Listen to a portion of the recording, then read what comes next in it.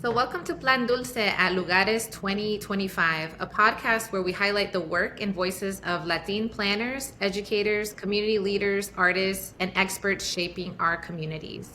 I'm your host, Michelle Zuñiga, and today we are diving into a conversation that sits at the intersection of climate justice, clean energy, and community empowerment. A little bit about me. I'm an assistant professor of urban and community planning at the University of North Carolina at Charlotte. My preferred pronouns are she, her, hers. I have brown hair, brown eyes. My blouse is burgundy with blue stripes, and my background includes a virtual background of an office space. In introducing some characteristics about my appearance, I just introduced myself as an example of an accessible introduction for individuals who may be visually impaired. Our guest is someone who is leading the charge in creating a more equitable sustainability workforce, Cristina Garcia. Cristina is the program manager of residential energy efficiency and heating electrification at Con Edison, where she oversees programs helping New Yorkers weatherize and decarbonize their homes. Her career has spanned influential roles at the Building Electrification Institute and the New York City Mayor's Office of Sustainability, where she launched workforce pathways connecting local students to careers in energy efficiency and clean technology. Beyond her professional impact, Cristina is the founder of Latinos in Sustainability, a national community advancing opportunities, visibility, and leadership for Latinx professionals committed to climate solutions. Under her leadership, the organization has expanded to 3 major cities and hosted more than 70 events that inspire and connect our next generation of sustainability leaders. She has been recognized as one of New York's 40 under 40 by both Negocios Now and Crain's New York, and was named a Coors Light Líderes of the Year, honoring her vision and advocacy. Today, we'll explore her passion for climate, for equity, her dedication to workforce development, and how representation in the sustainability sector is shaping a just transition for the communities that we serve. Cristina, we're so excited to have you with us. Welcome to Plan Dulce Live. Thank you for having me. Yes. Cristina, before jumping into questions, can you describe your appearance for our audience members? Sure. Yeah. Again, thank you for having me. I have brown and blonde hair. I have glasses on. I have a blazer that's brown and white with a black sweater underneath. I have gold hoops on, and I have some plants behind me as my background. Great. Yes. Very beautiful plants in the background. Well, to start off, I've shared a bit about you already, but it would be great if you could take a step back and if you could share what sparked your interest in sustainability in the first place. Did you always know you wanted to work in sustainability, or did you stumble into it? I would say my whole career has been like a windy, stumbling pathway. So, first of all, I'm a daughter of Colombian immigrants who really preached the American dream to my sister and I, which included like higher education, college higher education, and growing up, I was good at math and science, and it just like was you should be an engineer. I didn't even really know what that included, but that's what like my parents were telling me. And so I went into college. I chose civil engineering with barely any understanding of what that meant. And it wasn't until I was in college that I both saw a other degree in environmental engineering and also happened to watch An Inconvenient Truth that I realized, oh, there's like a climate crisis and maybe I can apply my engineering, or like the math and science strength I have to this problem. And that's kind of how the passion started. But even then, like I barely knew what I would do with that. And I happened to stumble across this thesis, man who ended up becoming like my thesis mentor and my capstone project person, who really taught me and like honed in on the energy and greenhouse gas problems specific to New York City, which is where I'm from, that made me start to connect the dots of like, how do I apply this to like actual people's problems in New York, like the place that I love? And that's kind of how my passion for specifically working in sustainability, but like the energy sector, even more specific to like in buildings, came about. It really was like one thing led to another, and kind of just hearing from the right people at the right time that, yeah, it helped me a lot. Great. And you began to talk about how you come from a Colombian household. Did your identity or lived experience in a Colombian household push you toward this path in some way? And if so, how?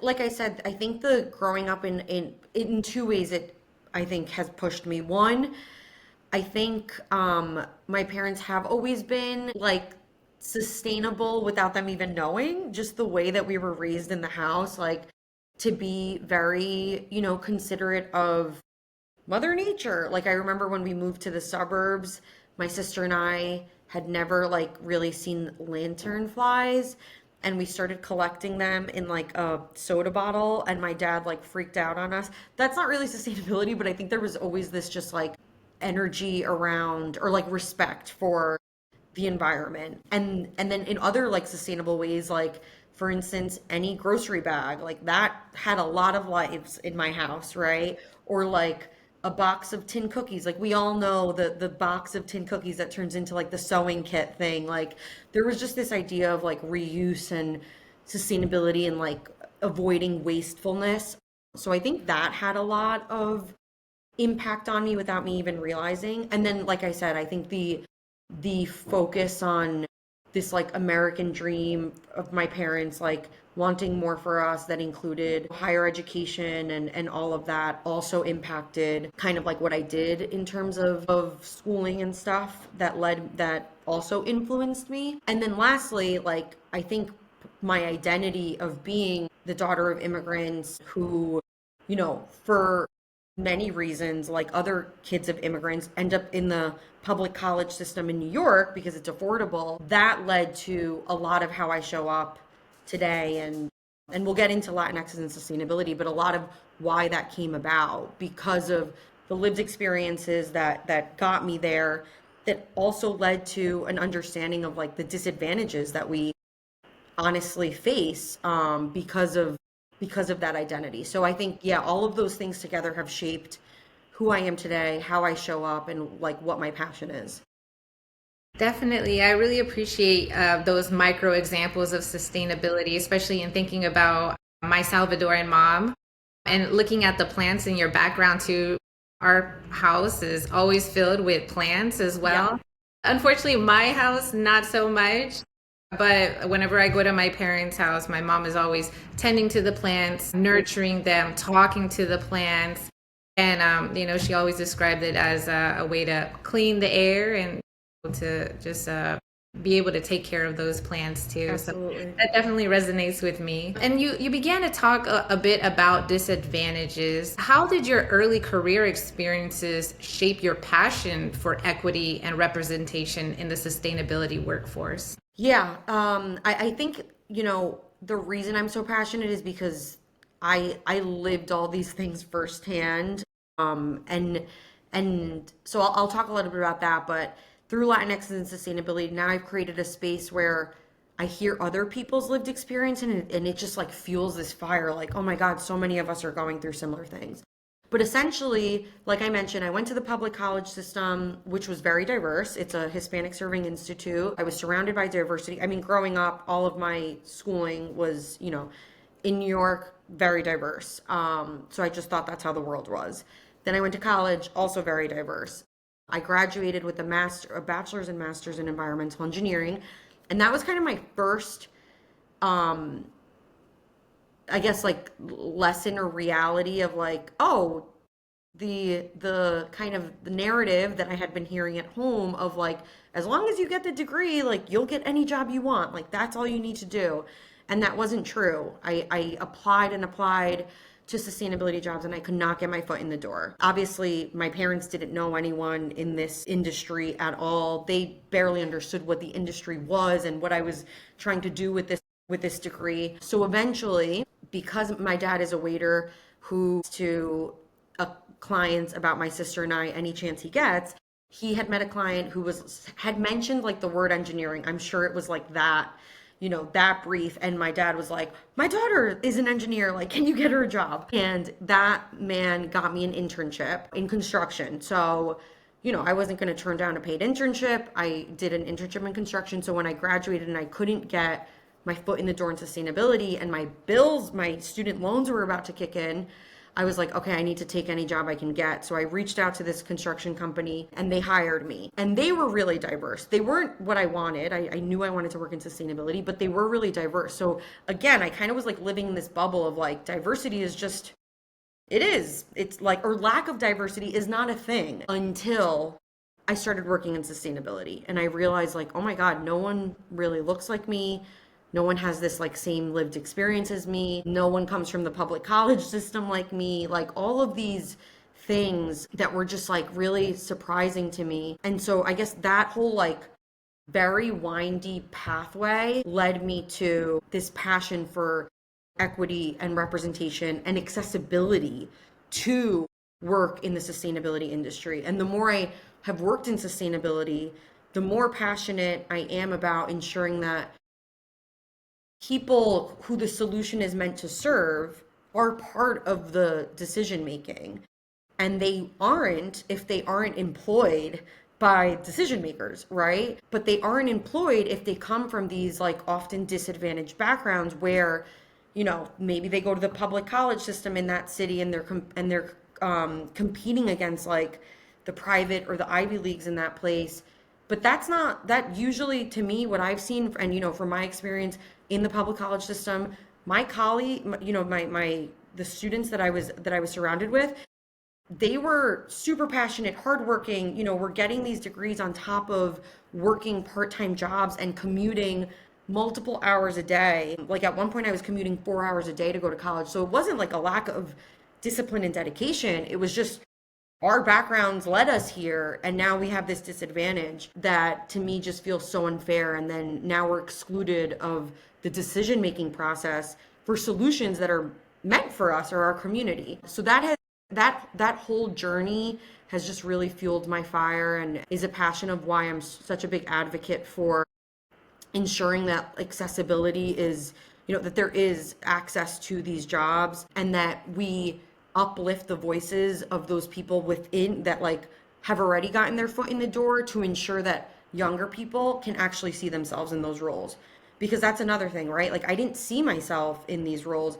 I saw a lot of Latinos in working in construction. And so I was like, okay, maybe that's a pathway, but I didn't really see Latinos. And I still to this day don't see a lot of us in sustainability. So I guess that's a long answer, but it was a lot of steps in this journey that I think led to how I the passion. Definitely, yeah. It's never a straight shot. It's definitely Right. a different journey for everybody. But I think a lot of people could resonate that. It is surprising a bit to hear about your experience, given you were in New York City, where you would think that there's a lot of jobs on sustainability, given the mission of the city as well. So thank you for sharing about that experience. And props to your dad too, who was the networker as well. It's great to hear how they initially connected you with the job as well. He is the initial workforce passion that I didn't even know. I didn't know what the word workforce was until later in life when I realized like, oh, I'm kind of trying to do that. But he has been doing it since he got to this country. He has been helping connect people to jobs. And even recently, again, at this restaurant, a client came in and mentioned something about sustainability, climate change, and he was trying to get me a job, and turns out that guy had already been my boss. So he doesn't stop, but that's what it is. I think that's also part of what shapes our community. Like we are naturally connectors, and yeah. Great. And I think you started to hint on this in your last answer, but could you talk a little bit more about what is Latinos in Sustainability and what inspired you to launch Latinos in Sustainability in 2017?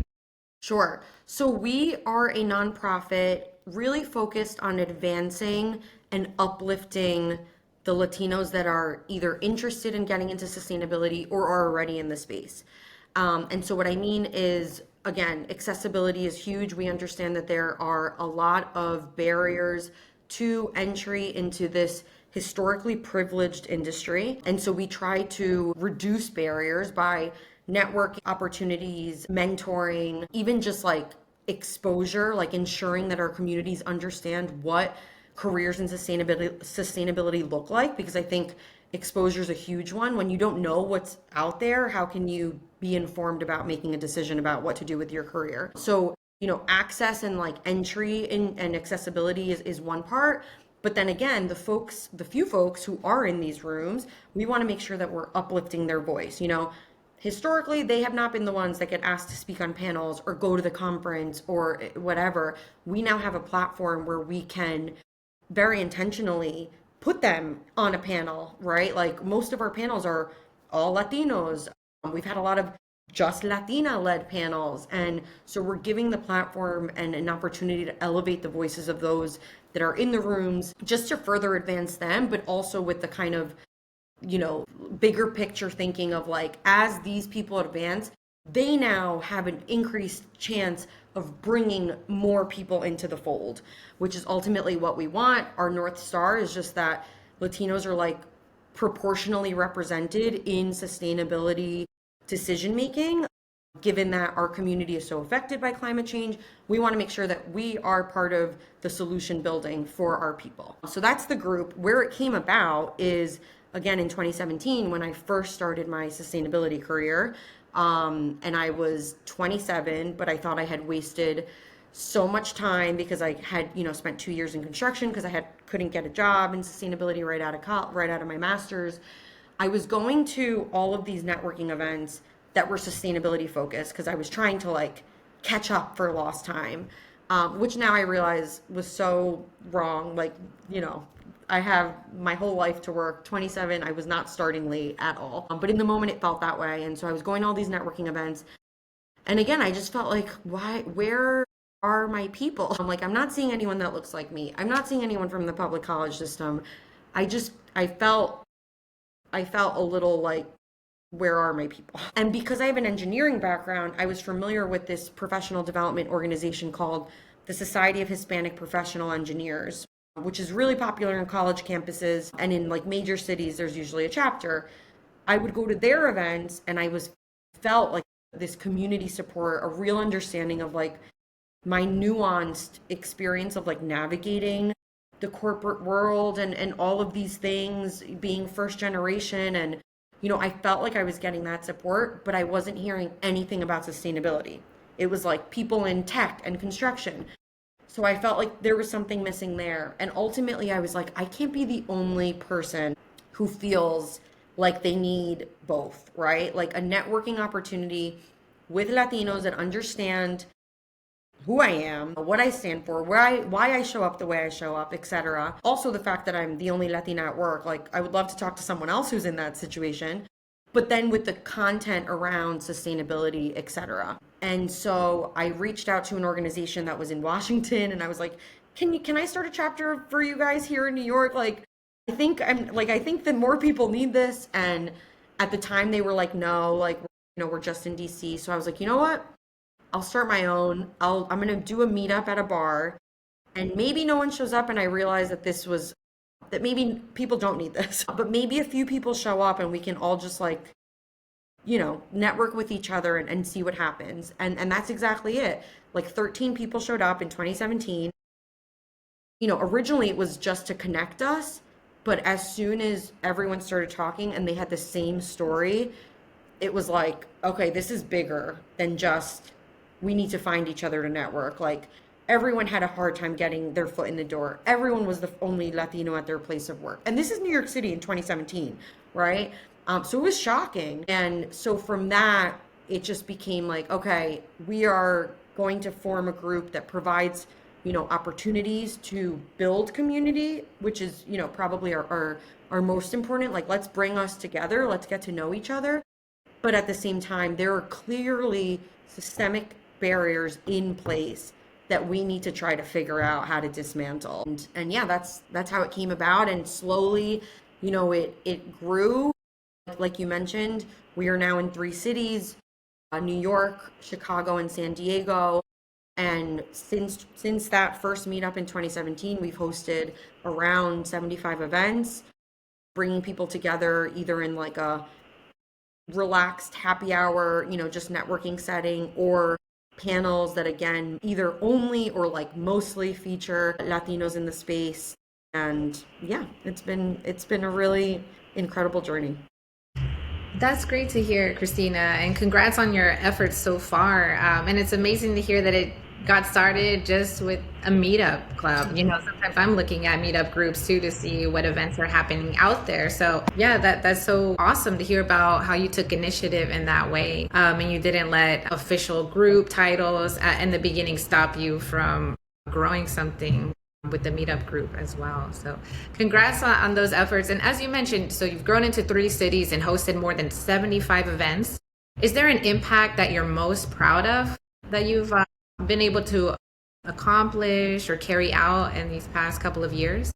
Yeah, I think the most impactful has been, there's the mini moments of like that just like rejuvenate the soul, which is at these events, you meet people and sometimes they're like, oh my God, like, thank you for creating this space. Like, I didn't know you guys existed and like, this is exactly what I needed. Like, and I feel so much better like leaving this event tonight. There's like those mini moments where I'm like, oh my God, yes, like this is amazing. And like, I wish everyone knew about this space, and I wish this space had been created for like so many generations like before us that had to like really trailblaze this space alone. But at a bigger, I guess, kind of scale, a couple of years ago we started a program. So we do events, but we also do programming, and our flagship program is called the Inclusive Mentorship Program. And what it's based on is, again, we think that everyone, especially in the sustainability industry, which is just rapidly evolving, should seek mentorship, right? Because it's just rapidly evolving.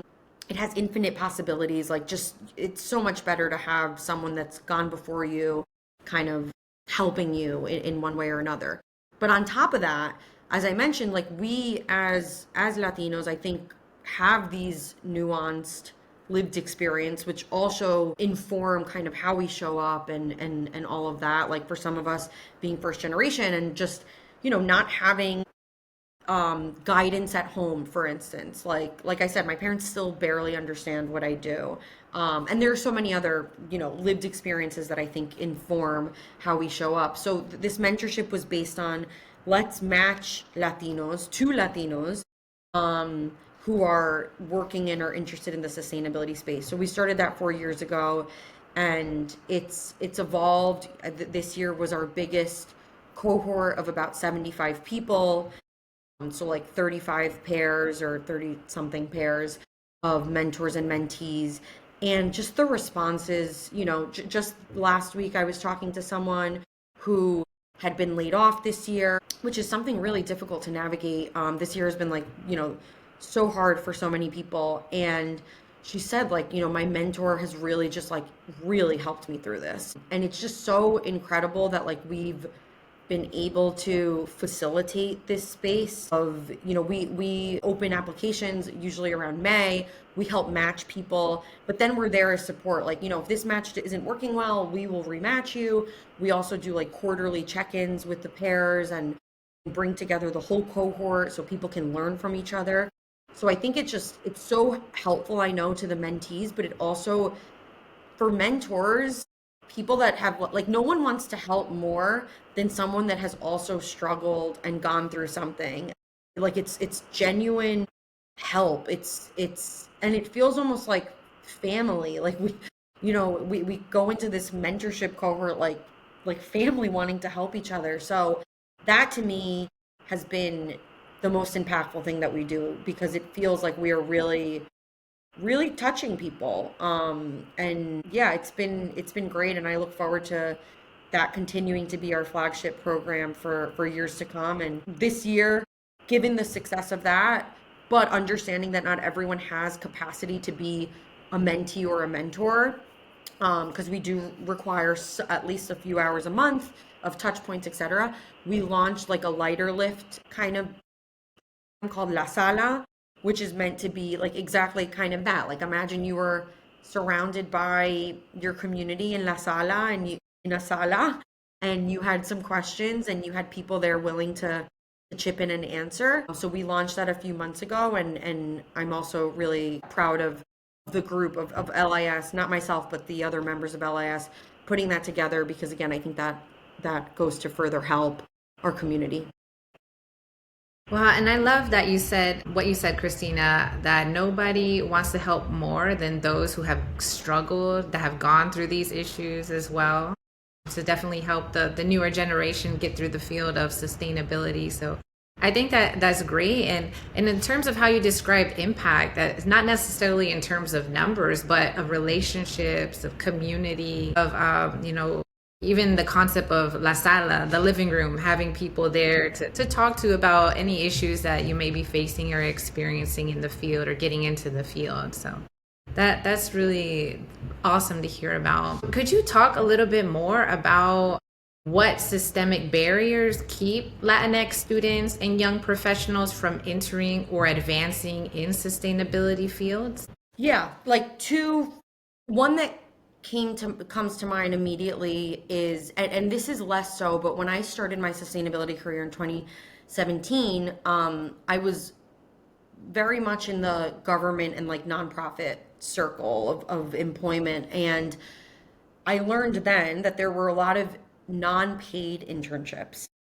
And I remember being like, who can do that? Who can spend their summer and not get paid for it? Like, I was doing an internship on top of my part-time job that like got me through, that got me through the year. But it was clear that a lot of people that were doing these unpaid internships were having normally, which makes sense, access to job opportunities that like others weren't, right? Like that was their kind of like foot in the door. So like that's one example already. Like, who can afford to not get paid? People that are in different socioeconomic situations than I was in. And now they have this advantage to get this job. Or I have this disadvantage that I can't participate in these internships, but it's again, it has nothing to do with my passion, dedication, etc. It's just my personal financial situation. So like that's one example. I remember around this time, and I think things have changed. I think that unpaid internships are very, less frequently seen, if at all. I still see a requirement or preference for master's degrees. That's another thing that, who can afford to do a master's? Who can afford to stay in school for a couple more years? People that like maybe don't have to take care of, whatever it is. But again, it's a disadvantage based on your financial situation. And then like exposure to me is a huge one. I love the public college system I came from. I couldn't be a prouder CUNY alum, but I do think that there is a real delta between like the exposure that I saw to alumni in sustainability careers versus what, Columbia University 20 blocks away, students there were seeing. And again, if you don't know what's out there, how can you have the same like fair opportunities of an understanding of what to pursue if you don't even know that it exists? And it's not only you don't know that it exists, you definitely don't have any connections to that space, right? So all of these things I think lead to all these like, I mean, in some they're not many disadvantages, but in some it feels like all these things add up to what I see as like a major, unleveled playing field in the end, which then I think leads to our underrepresentation. And then on top of that, you add hiring practices that aren't vetted for unconscious biases and all of that. And it's just like, yeah, the cards can be stacked against us. And these are systemic things that need to be addressed by employers, but also that's another reason that like I'm passionate about people that have broken into the space. Let's elevate them. Let's help them move up and be supported in ways that eventually they become decision makers, or they can become advocates for this type of like substantial change that we need to see to ultimately get to the place that we want, which is equal or proportional representation so that people aren't making decisions for our community without our community being represented in those rooms. Yeah, in documenting those barriers, which I'm sure you've experienced yourself or heard from numerous others that they have gone through, in that context, how do you define success for yourself in this field, not just professionally, but personally as well? I think professionally, so I have like my 9 to 5 hat, and then I have like my LIS hat. So maybe I'll speak to both. I guess in my LIS hat, I want this, I hope that this lives beyond me and continues to grow and help more Latinos both get into the space, but also feel supported in their career, makes their entry into the space even just a little bit easier than like the people before them. Like if we can just keep making it a little bit easier, then we've done something great as an organization. Professionally, I think the way I show up to this like kind of technical, so right, so I specifically work in energy, specifically on like building electrification, and to me that's like a kind of like a technical solution, but also like a people problem, people solution. Being able to show up with this identity that has shaped me so that I can also advocate for, equitable electrification, or constantly be raising, like, is this potentially going to exacerbate any inequities that are already happening, like affordability or, limiting access to jobs? Like, how do I show up and continue to advocate for that so that there is impact in the way that I want to see? I think that to me is success, that I keep doing that. And then, yeah, I mean, I guess they're both professional and personal. I think I've like merged the two of what success is. Yeah, I mean, just I guess showing up at work with this kind of passion and full self feels very fulfilling to me, and I'm so happy I get to do this. Yeah. Yes, and it's great to hear about your 9 to 5 too, your work, and without getting deep into your responsibilities, but taking a lens of equity. How do equity-centered programs ensure all communities, especially renters, immigrants, and low-income neighborhoods, benefit from clean energy advances? The most important thing that I have seen through my career is just that things need to be designed with the people that they're meant to serve. So it's, designing with, not just for. And in my last role, for instance, I worked with a nonprofit consulting group that helped local city government think about electrification policies within their city. We had in cases, in a few kind of cases, or in cities that I'm really proud of, we worked directly with community-based organizations for a long time to ensure that they understood what we were even trying to propose, what their concerns were, what their priorities were, and just kept kind of like doing this like feedback loop of like, this is what we want, this is what we're hearing from you, let's tweak it. Okay, now we're here, now this is what we want, this is what you guys are saying. Like, and that's what it takes, like working together.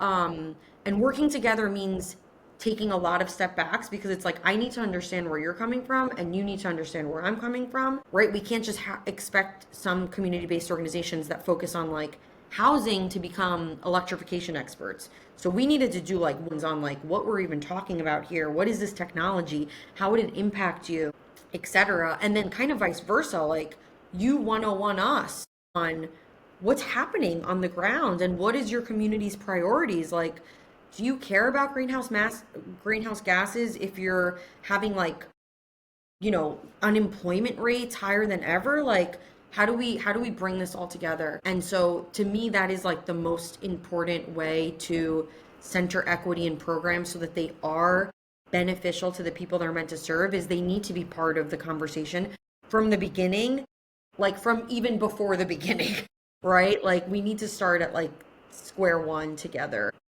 And yeah, it builds, it requires time to build this kind of trust and work, but I think it's necessary, and that's really I think the only way. And then I guess part of building with, but also or is the community embedded in those decision-making places so that, again, you have advocacy from people with these lived experiences about how policy is designed, how programs are designed. You have people advocating and understanding where there might be some inequities that or harm that potential, unintended consequences, I think is crucial as well. So it's kind of twofold. It's like working with those communities, but are we making sure that the communities are represented in these decision makers? And if not, why not? Definitely. I really appreciate the one on one conversations that are very important when doing this work, especially when thinking about electrification. We're just starting to grasp a better understanding of electrification in cars, but how does that look in buildings, which, it takes some one on one conversations to learn more about what are the pros and cons, the benefits. How do you go about acquiring those benefits as well? So that's great to hear about your work. In your role, you've also built the Retrofit Accelerator internship program and led workforce initiatives in New York City. Why is workforce strategy essential to the clean energy transition as well? Because I think without intentional workforce strategies, we will continue to see a very privileged and monoculture type of industry, which then again doesn't reflect the people that it's meant to serve. So the Retrofit Accelerator also came from, what I had experienced firsthand, which is that students of the public college system were at a real disadvantage compared to our competition in New York City, which is the Ivy League, the private institutions. And not hating on them, it's just there is a real disadvantage that I wanted to try to see if a program could help balance. And so we interviewed a bunch of employers, sustainability employers in New York City, and kind of asked, like, what are you looking for in an intern or like in a junior hire? And they gave us a bunch of skill sets, and we were like, okay, if we came up with a training program on all of these things, trained some students, would that like increase your confidence in wanting to employ them? And they were like, sure. And so we did that. We created a curriculum. It was like 40 hours. It was an entire week, free to CUNY students. We trained them for a week, and then we used our connections at the mayor's office, which is where I was employed at the time, with sustainability employers to kind of pitch these students and saying, like, they have now been trained for 40 hours on all these things that you specifically said you were looking for, kind of like who's better qualified than them. And so we matched. The program ended up going for, I think, 3 years, like 6 semesters. But the first semester, let's say we matched like 30 students. And we also provided technical support. Like if a student runs into a technical issue on the job that they can't solve, like we will be their backing. And so that gave like additional confidence to the employer, which never even happened, honestly. And it was really successful. Like a lot of these students ended up getting like hired eventually. And yeah, all they needed was like that initial intentional program to help them get their foot in the door.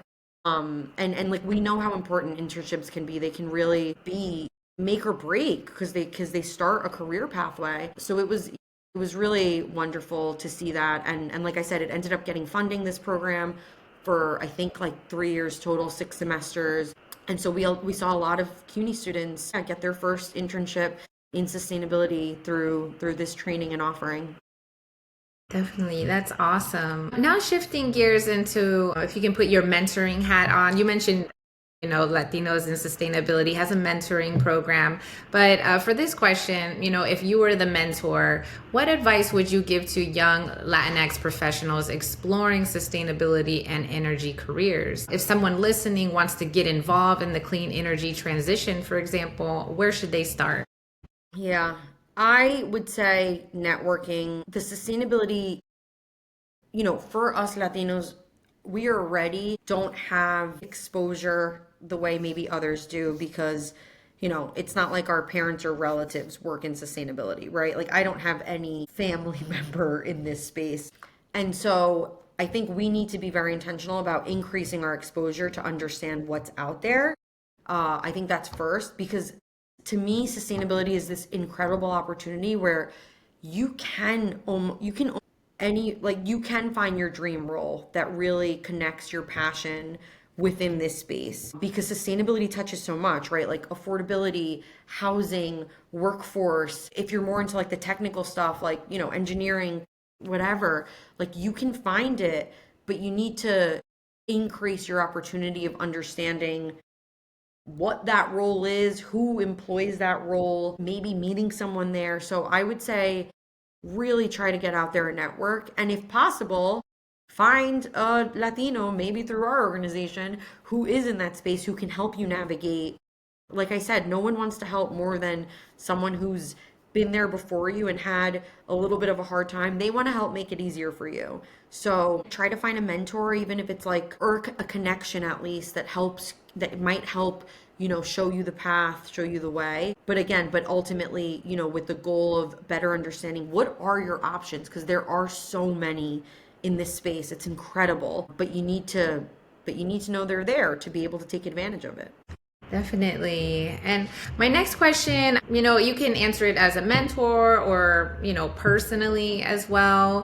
Could be good to learn more about your perspective, because I think perhaps a lot of planners are out there thinking, looking for motivation, because the times can be kind of hard right now in the current political climate, especially when, sustainability initiatives are cut or funding for those initiatives are cut. So how do you stay motivated when facing our current political climate and other challenges? Yeah, it's tough. It's been a tough year for sure to stay motivated with a lot of what's happening, politically or just in the country, especially for our community. So I think what for me keeps me motivated is I believe in again, I'm lucky enough to feel like I've landed in my 9 to 5 in something that I'm so genuinely passionate and believe in, that it keeps me motivated, because I feel like this is going to help people, right? Like working in this space, to me, it's a people problem. Climate change, we're trying to solve it because we want to keep people on this planet and keep them healthy and well. So it keeps me motivated. Like the why is what keeps me motivated. This is about people. This is about helping people. And then similarly with LIS, and which is focused on helping the Latino community, especially this year where what's happening to the Latino community is just horrendous. Again, the why is what keeps me here. Like this is to help us, one another. And so more than ever, I feel like I'm motivated to stick around and to push through. But yeah, it's hard. It also just feels like sometimes like there are so many things happening at once. It's hard to focus on like which inequity are we trying to solve for today, because they feel like they're all, happening and in massive unfair amounts. But yeah, I guess I'm very clear on my why, and that's what keeps me motivated. That's definitely very inspiring and motivating for me as well. So thanks, Cristina, for sharing that. There's a lot of planners in the LUGARES conference or on this call. Could you provide some recommendations for planners? Like, how can planners collaborate better with sustainability leaders like yourself to advance climate justice? I think we need, to me, to really solve climate change requires like all hands on deck. And so I think there needs to be more room for collaboration on both kind of like solutions around climate change, but also in addressing, again, like what I brought up, these inequities that have led to, or these barriers that have led to underrepresentation of our community within these rooms. So like if we can also collaborate with people in different industries around how we ensure our community is represented in these rooms, I think that advances our goal around climate justice. because I think we're all needed in this space in terms of like our technical background or our expertise, but we're also all needed in this space in terms of our lived experience. So how do we like collaborate on kind of moving those two twin goals at the same time? And maybe it starts with, more meetups that include people from both sectors, but like talking to each other and yeah. Definitely. I love the idea of more meetups, getting out there, talking with other planners, other sustainability leaders, in different communities across the country. Yeah. I agree with you that all hands on deck are needed. That's that's very motivational as well, motivating. My next question is, what are your future goals for LIS or Latinos in Sustainability? So eventually, and I don't know when, but like we would like to expand to more cities. Right now, as I mentioned, we're in New York, Chicago, and San Diego, but there's a lot of cities with a lot of Latinos that could benefit from having a space to connect, and to support one another. So that's definitely a big goal of ours. And it would be great, this year you mentioned has been, a rough one for a lot of nonprofits. It's been really hard to do any fundraising, but in years past where we have had some funding, we ran a program called a continuing education stipend or professional development stipend. But essentially, again, we recognize that financial barriers can be real barriers in our community to advancing in sustainability. Oftentimes, grants, especially for like an individual, either don't exist or they require that you put together like a thesis to answer, to get the money. And so we were like, okay, we don't want that. We want to have like a 3-question Google form, super light lift that people can apply to, and we can give them a couple $100s to either get a certification, go to that conference, take that course, whatever, travel to a panel that they got invited to that maybe isn't paying them, although people should start paying, whatever. And so we would love to bring that back if we're able to get some funding next year or in the years to come. And so those are a few things on the horizon. The other thing is we, again, kind of on that same point of we've always understood that financial barriers are real barriers for our community. So we've never really charged for things. And so that kind of led us to like, everything is free for everyone and everyone can attend everything, which is great. And we still want to do that as much as possible. But it has left, I think, our members not knowing that we consider them members. They don't consider themselves members. And so what we're trying to do in the next couple of months is like formalize a membership model that maybe is no cost or super low cost.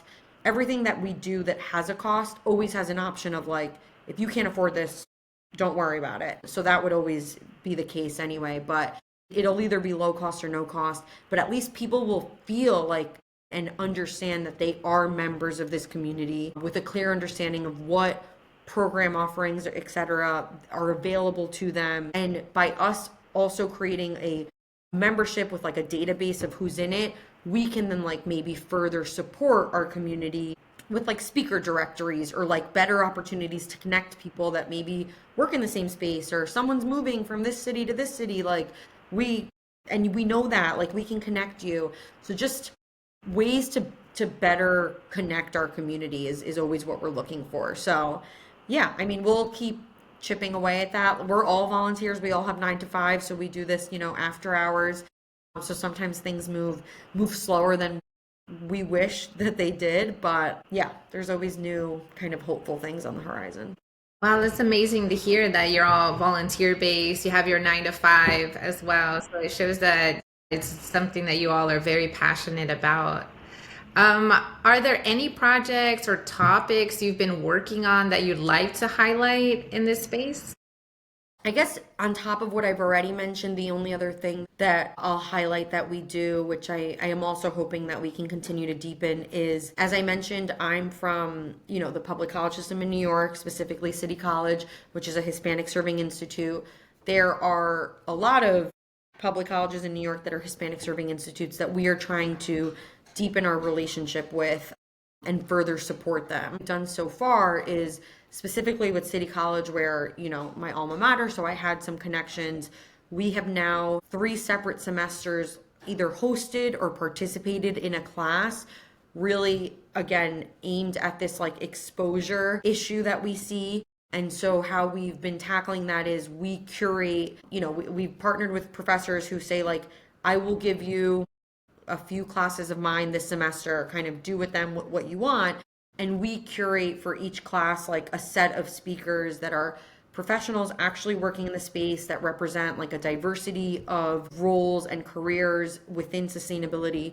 And we bring those speakers directly to the college, to the students, so that they can understand what, how that person got to that job. What does that job look like? Who employs that person? What are competitors of that job? Like what are other people that employ similar roles, etc.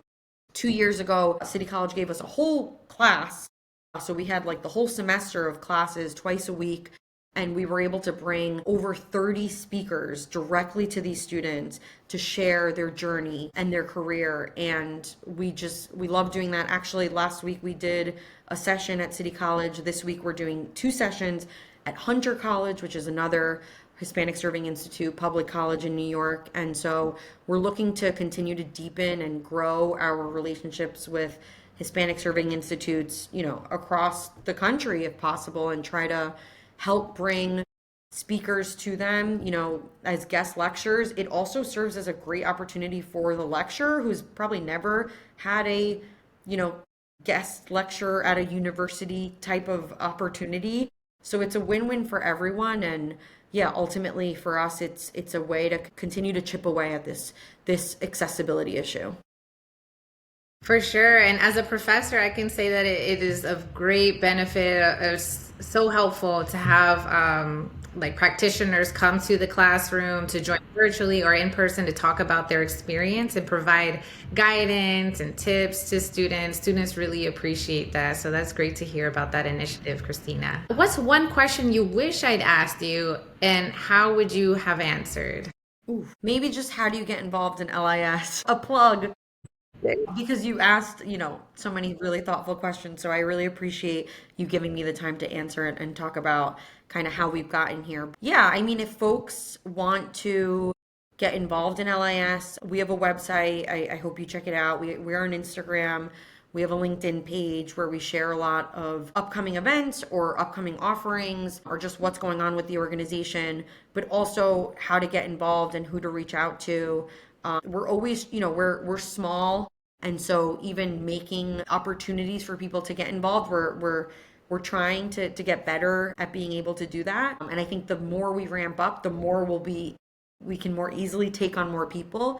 But we are always interested in hearing people that are interested in being involved in a larger capacity. But if that's not on, if you don't have capacity, then just be a member, which really just means go to an event if you live in one of these 3 cities, or sign up in April, May when we open up our mentorship program as a mentee or mentor, or just stay tuned for other things that we're offering. But yeah, get connected, get involved. We have a Slack channel just for people to share information, job opportunities, events, etc. But yeah, connect with us, and yeah. Great. And finally, this podcast is called Plan Dulce because we believe planning should be nourishing, joyful, and rooted in care. What's something sweet, literal, or symbolic that keeps you grounded in this work? I mean, I guess now as a fairly new mom, I have a 2-year-old, and I actually am due in the next 2 weeks for my second child. So thinking about them, they remind me of what this is all about, and that we are working, that I am lucky enough to work in my 9 to 5 and in LIS, working towards a world where they feel included in any room that they step into, and that they deserve to be there, and that access to that room wasn't near impossible, working towards that. And also that future is greener, for lack of a better word, but literally cleaner and safer for them is they're my sweet, and they're why, I stay grounded in this work. Wow, that's amazing, Cristina. I had no idea. And that just makes me so much more grateful for you taking the time to meet with us for this conversation. But that's it for today, for our episode of Plan Dulce live at Lugares 2025. Huge thank you to Cristina for sharing your stories, your passion, your work, and your visions for a more inclusive and just planning future that is greener and cleaner. So thank you so much for joining us today and for the incredible work that you're doing to uplift Latinx leadership in sustainability. And we're cheering on everything Latinos in Sustainability, or LIS, continues to build, and we're hoping for more growth in different cities, different communities across the country. We'll be back soon with more conversations from Latin planners, educators, community leaders, artists, and experts who are reshaping Latin communities. And to our listeners, thank you for tuning in to Plan Dulce. Don't forget to follow and subscribe so you never miss an episode. So we'll catch you next time. Thank you, Cristina. Thank you so much for having me.